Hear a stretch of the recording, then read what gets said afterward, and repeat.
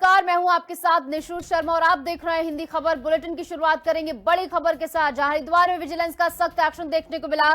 खंड शिक्षा अधिकारी बहादुराबाद गिरफ्तार हुए हैं और 20,000 की रिश्वत लेते रंगे हाथ उन्हें गिरफ्तार किया गया है। विकास भवन रोशनाबाद से हिरासत में लिया गया है। वैधानिक कार्रवाई के लिए देहरादून लाया गया है। पूछताछ का सिलसिला यहां पर शुरू होगा।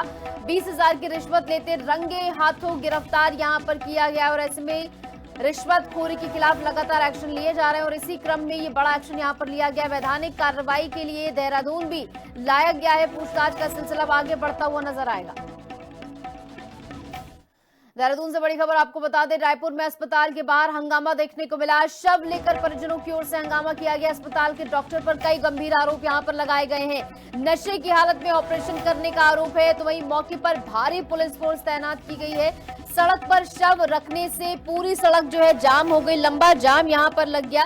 ऐसे में परिजनों की ओर से डॉक्टर पर कई गंभीर आरोप लगाए जा रहे हैं कि नशे की हालत में जो है ऑपरेशन किया गया और ऐसे में एक व्यक्ति की इसमें मौत हो गई इलाज के दौरान, जिसको लेकर पूरे परिवार में कोहराम मचा हुआ और हंगामा परिवार की ओर से किया जा रहा है। विश्व अल्पसंख्यक अधिकार दिवस के अवसर पर देहरादून में आयोजित कार्यक्रम में मुख्यमंत्री पुष्कर सिंह धामी ने शिरकत की। इस अवसर पर मुख्यमंत्री ने कहा कि राज्य सरकार अल्पसंख्यकों के कल्याण और विकास के लिए लगातार काम कर रही है। मुख्यमंत्री ने कहा कि राज्य में अल्पसंख्यक शिक्षा से जुड़ा नया कानून लागू कर सभी को समान अवसर देने का प्रयास किया गया है। साथ ही अल्पसंख्यक विकास निधि के माध्यम से विभिन्न क्षेत्रों में विकास कार्य आगे बढ़ाए जा रहे हैं। मुख्यमंत्री ने कहा कि समान नागरिक संहिता का कानून अल्पसंख्यक बहनों को कुप्रथाओं से मुक्ति दिलाने में मददगार साबित होगा। विश्व अल्पसंख्यक अधिकार दिवस के अवसर में सबको बहुत बधाई देता हूँ, शुभकामनाएं देता हूँ। और भारत के अंदर आज हमारे प्रधानमंत्री आदरणीय नरेंद्र मोदी जी के नेतृत्व में अनेक काम अल्पसंख्यकों के अधिकारों के लिए किए जा रहे हैं, उनके उत्थान के लिए किए जा रहे हैं, उनको रोजगार से जोड़ने के लिए किए जा रहे हैं, उनके बच्चों को अच्छी शिक्षा संस्कार दोनों मिले, उसके लिए अनेक योजनाएं संचालित की जा रही हैं। अब्दुल कलाम योजना से लेकर हुनर योजना तक जो है उनको आज रोजगार के क्षेत्र में, प्रशिक्षण के क्षेत्र में, स्वरोजगार के क्षेत्र में आज आत्मनिर्भरता की ओर बढ़ा रहे हैं। राज्य के अंदर भी हमने अल्पसंख्यकों के लिए अल्पसंख्यक शिक्षा में नया कानून लाकर सभी को एक समान रूप से उस कानून के अंदर लाकर सभी को लाभ मिले, सभी उस कानून के अंदर आच्छादित हों, सभी उसका लाभ उठाकर आगे बढ़ें। हम नया कानून उसमें लेकर आए हैं।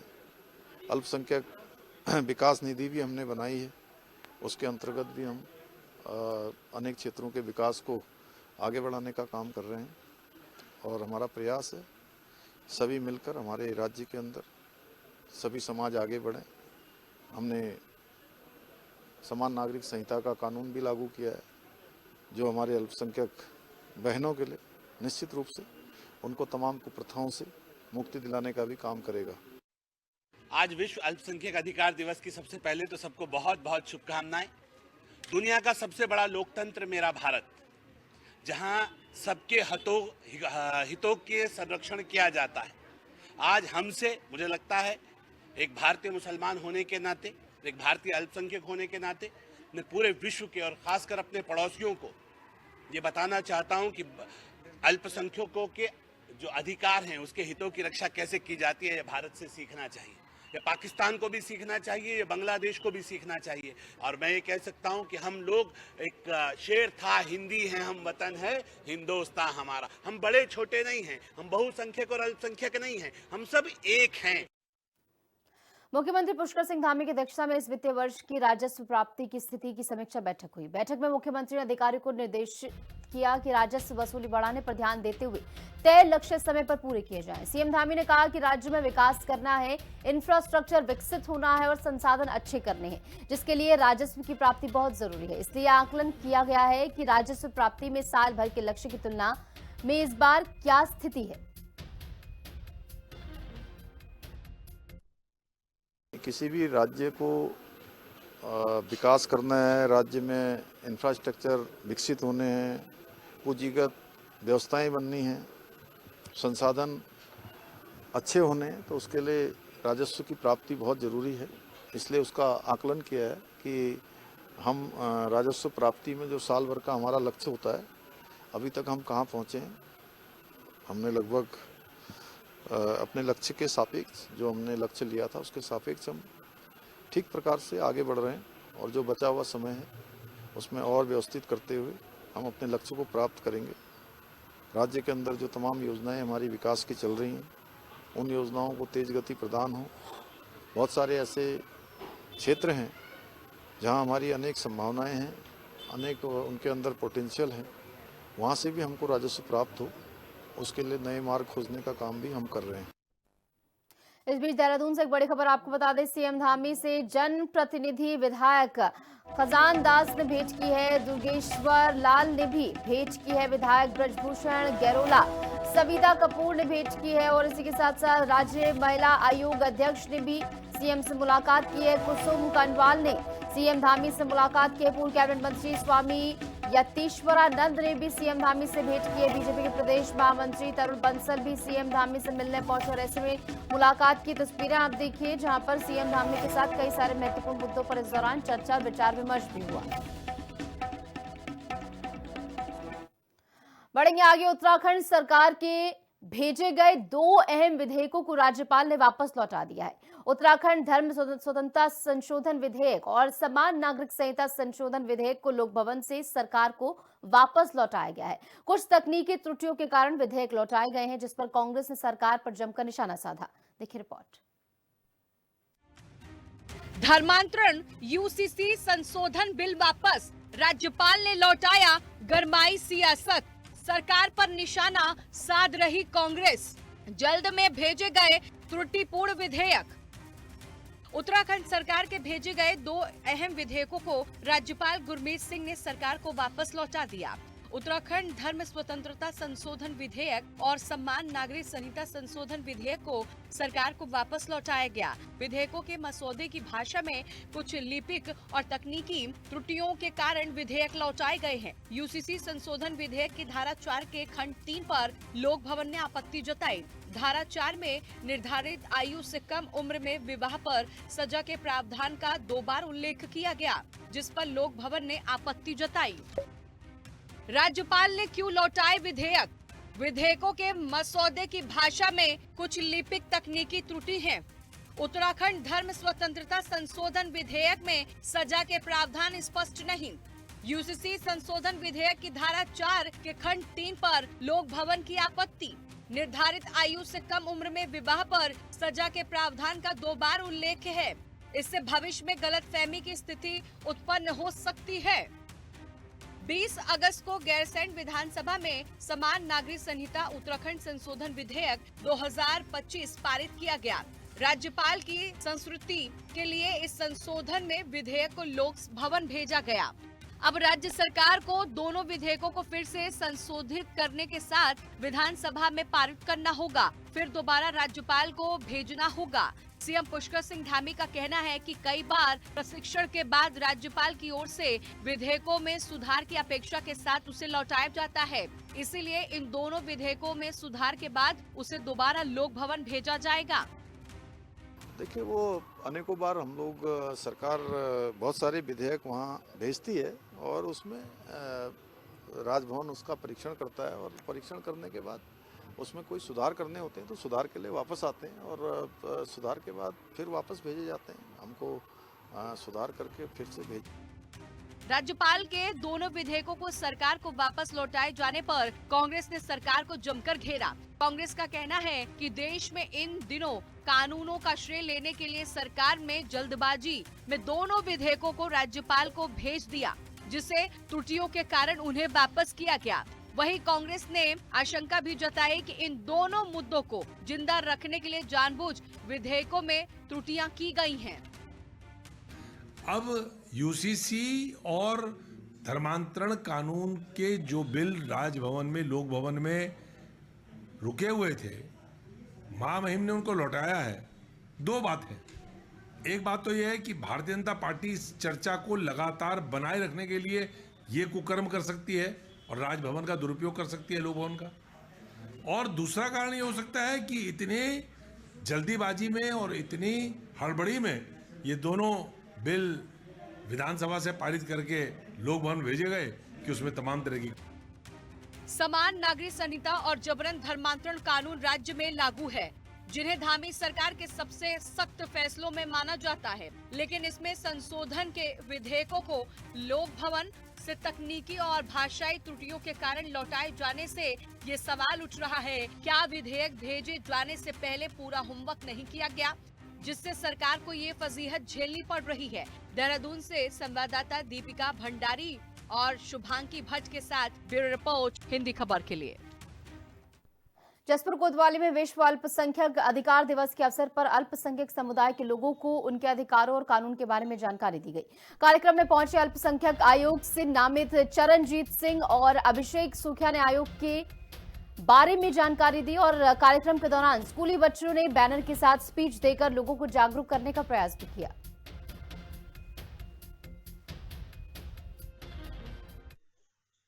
बहुत ही आज अच्छा दिन रहा हमारा।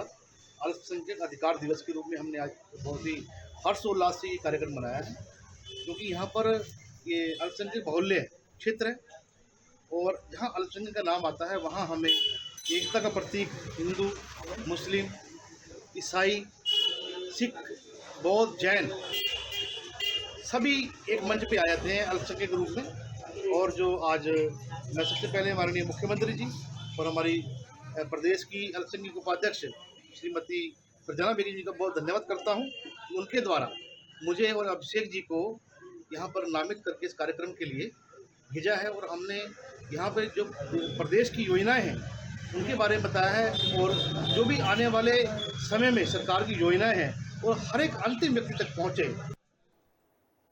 खबर विकासनगर से है, जहां हरबटपुर मसीह अस्पताल में हर साल की तरह क्रिसमस पर्व पर मिलन समारोह का आयोजन किया गया। कार्यक्रम में विभिन्न स्थानों से आए डॉक्टरों और स्थानीय लोगों ने हिस्सा लिया। इस मौके पर अस्पताल में होने वाली सभी चिकित्सा पद्धति के बारे में जानकारी दी गई।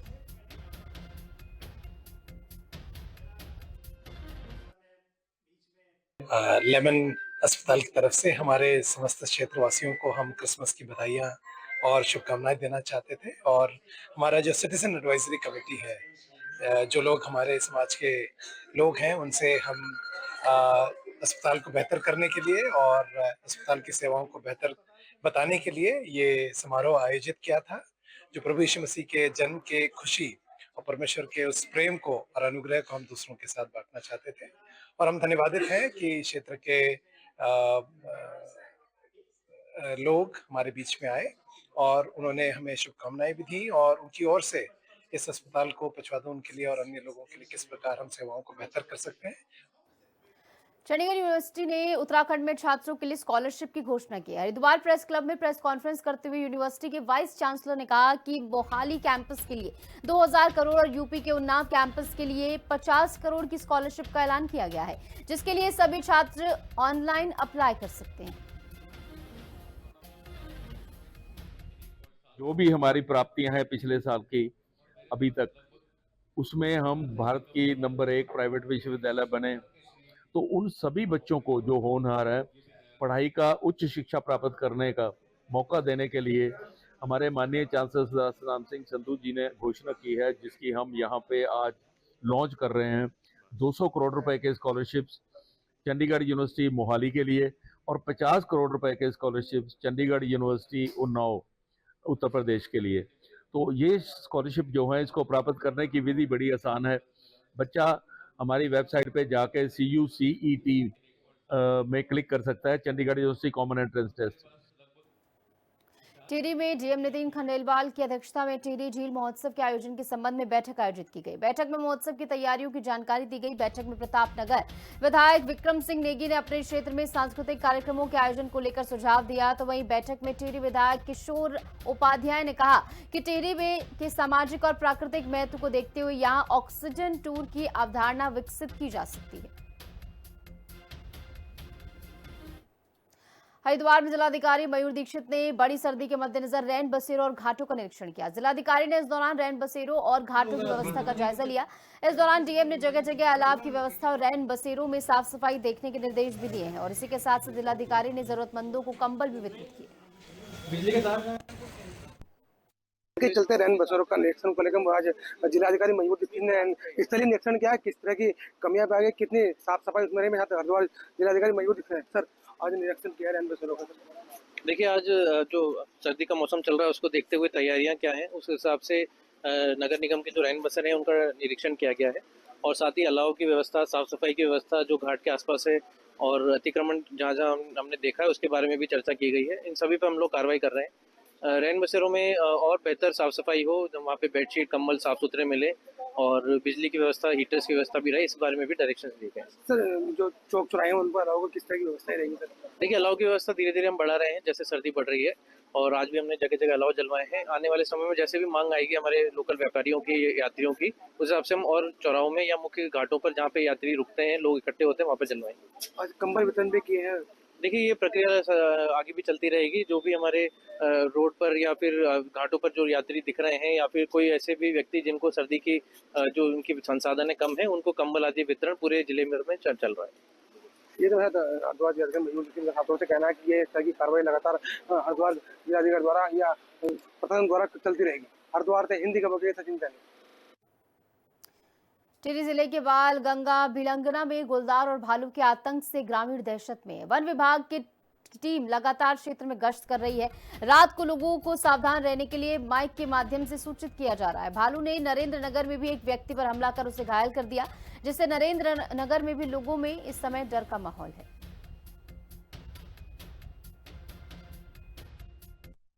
देखते हुए हमारे जो सेंसिटिव क्षेत्र हैं, संवेदनशील क्षेत्र हैं, आपका बासर पट्टी हो गया, हिंदाव पट्टी हो गया और आपका ये धारमंडल क्षेत्र हो गया, जो आपका बदुरिया पट्टी हो गया, खारती कथू लैंडस्केप हो गया, तो ये हमारे जो है ना सेंसिटिव संवेदनशील स्पॉट हैं भालू की दृष्टि से। जो गुलदार की दृष्टि से तो गुलदार तो ऑलमोस्ट हर जगह दिखता है और तो ये जो सेंसिटिव स्पॉट हैं। उत्तरकाशी में हिंदू संगठन से जुड़े लोगों ने बांस लेकर जा रहे एक वाहन को पकड़ जोशियाड़ा में जमकर हंगामा किया। इस दौरान जोशियाड़ा में लंबा जाम लग गया। पुलिस वाहन को थाने ले जाया गया, जहां फूड इंस्पेक्टर ने मांस की जांच की। मांस जिस डब्बे में रखा था उसमें सफाई न होने पर फूड इंस्पेक्टर ने कार्रवाई की बात की है। इस दौरान हिंदू संगठन के नेताओं और खाद्य निरीक्षक के बीच गहमा गहमी का माहौल भी देखा गया। हिंदू संगठन से जुड़े लोगों ने गंगा में बांस डालने का गंभीर आरोप भी मांस विक्रेताओं पर लगाया है। उनका लाइसेंस निरस्त करने की मांग यहां पर की जा रही है। बाहर से तो आता नहीं भाई, हमें गाड़ी दिखाओ ना, उस समय चलते हुए गाड़ी की यहाँ से आ रही है, आएगी नहीं, कभी बाहर से आ ही नहीं सकता। वो सब यही माँ गंगा को पवित्र कर रहे हैं और माँ गंगा के लिए ये लड़ाई है। ये किसी ऐसे लोगों के लिए नहीं जो अभी सुबह ये लोग जो है हिंदू मुस्लिम की बात कर रहे थे, इनकी दुकान है, बार बार करे तुम लोग मुसलमानों के पीछे पड़ो, मुसलमान है भाई, हम तो जुबान से निकाल ही रहे मुसलमान का नाम। हमको फोन पे किसी के द्वारा सूचना मिली और साथ ही साथ प्रशासन द्वारा भी सूचना मिली कि कुछ यहाँ पे संगठन द्वारा कोई गाड़ी में मांस पाए हैं और वो गाड़ी कोतवाली लेकर आए हुए हैं। तो सूचना पे मैं यहाँ पे आया हूँ निरीक्षण करने। तो हमने विक्रेता को बुलाया और उक्त मांस का मैंने रसीद मांगा, तो उन्होंने बिल प्रस्तुत किया है जो कि श्रीनगर स्लाटर हाउस से कटा हुआ बिल है। और साथ ही साथ मैंने जो मांस वो लाए थे उसके बॉक्स का निरीक्षण किया। देहरादून में आईएसबीटी के बाद शिमला बाईपास रोड पर एसी स्लीपर बस में आग लग गई, जिससे मौके पर अफरा तफरी का माहौल बन गया। आग की सूचना पर फायर ब्रिगेड और पुलिस मौके पर पहुंची। फायर ब्रिगेड टीम ने कड़ी मशक्कत के बाद आग पर काबू पाया। गनीमत ये रही कि इस घटना में कोई भी जनहानि नहीं हुई है।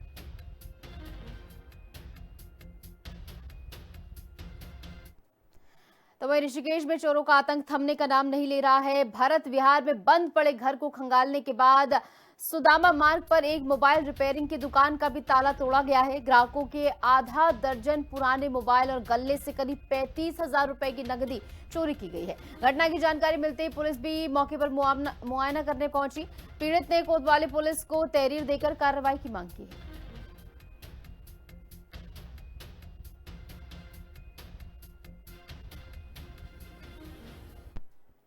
हरिद्वार में एसपी सिटी अभय कुमार ने बहादुराबाद थाना का निरीक्षण किया। निरीक्षण के दौरान उन्होंने कार्यालय परिसर की साफ सफाई, भवन की स्थिति और अभिलेखों की जांच की। इस दौरान एसपी सिटी ने अभिलेखों को अपडेट रखने के निर्देश भी दिए। एसपी सिटी ने महिला हेल्प डेस्क का निरीक्षण किया, जहां तैनात पुलिसकर्मियों को उत्तराखंड पुलिस ऐप और कंटेंट का प्रचार प्रसार करने के निर्देश दिए गए हैं। पुलिस विभाग में एक स्थापित प्रक्रिया है जिसमें अर्धवार्षिक और वार्षिक निरीक्षण की प्रक्रिया है। इसके अंतर्गत निरीक्षणकर्ता के दौरान हमारे द्वारा जो भौतिक संपत्तियां हैं और इसके अतिरिक्त जो हमारे बहुत सारे अभिलेख हैं उनका निरीक्षण करने के उपरांत उनको सूचनापरक तथ्यपरक बनाने का प्रयास किया जाता है। इसी के क्रम में आज थाना बहादुराबाद का मेरे द्वारा आज निरीक्षण किया गया। उसमें जो भी हमारी संपत्तियां हैं उनको चेक किया गया, जो हमारे अन्य संसाधन हैं उनको देखा गया, साथ ही जो हमारे विभिन्न अभिलेख हैं जो अपराध और अन्य चीज़ों से संबंधित रहते हैं उनको चेक किया गया। उसमें बहुत हद तक थाना स्तर से उसको अपडेट किया गया था।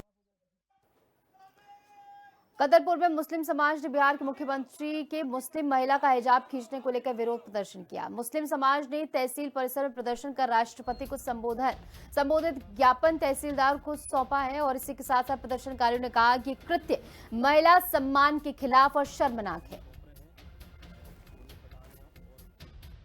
बड़ा इस बात का दुख है कि ऐसे संवैधानिक पद पर बैठे हुए आदमी ने जो है ऐसा कृत्य किया, तो हम उसका विरोध करते हैं। हम मांग करते हैं, एक सूत्रीय मांग है हमारी कि मुख्यमंत्री नीतीश कुमार जी इसकी माफ़ी मांगे और देश की महिलाओं से भी माफ़ी मांगे और उस महिला को दोबारा जो है नौकरी पर ज्वाइन करे।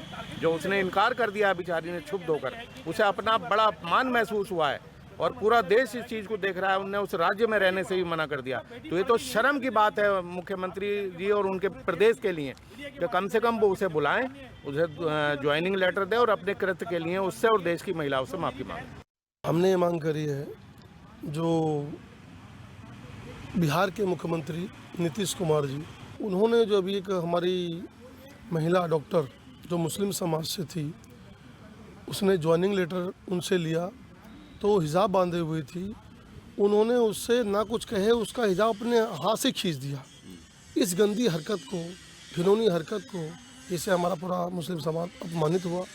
वो बेटी इतनी घबरा गई, उन्हें डॉक्टर की वो जो ज्वाइनिंग लेटर को ना लेकर के वो सीधे अपने घर वापस चली गई, जो कि कोलकाता शायद। ये हमने जो ज्ञापन दिया है वो किसी भी पार्टी से तो नहीं करा, हमने सारे मुस्लिम समाज मिलकर के अपने उच्च जो के हमारे सब जने हैं सब ने मिलकर हमने दिया है ज्ञापन, जिससे कि उनको माफ़ी मांग करके उस बेटी को दोबारा बुला करके उसको जॉब दी जाए। बेटी सबकी है और हर मजहब में एक बेटी है और बेटी का सम्मान तो ग्रंथ भी करते हैं, कुरान भी करता है, बाइबल भी करता है।